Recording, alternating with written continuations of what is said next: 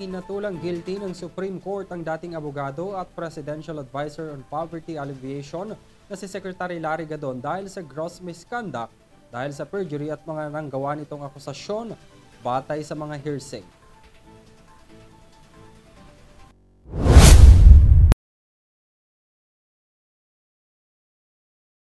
Bumulta din siya ng 150,000 pesos at hindi siya eligible sa anumang judicial clemency. Ayon sa Supreme Court, may kinalaman rin ito sa mga pahayag niya sa impeachment case na inihain laban kay dating Chief Justice Maria Lourdes Sereno. Hindi pinatawan ng disbursement si Gadon dahil una siyang inalis sa pagiging abogado.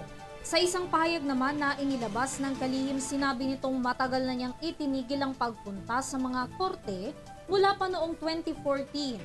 Ayon pa sa kanya anya noon pa man ay nasa corporate executive na rin siya at hindi na ito sinasanay pa ang maging isang abogado. Kaduda-duda rin daw ang paglabas ng resolusyon ng SC kasunod ng kanyang pambabatikos sa ABS-CBN. Sabi pa ng kalihim na ang Public Information Officer kasi ngayon ng SC ay dating reporter ng ABS-CBN.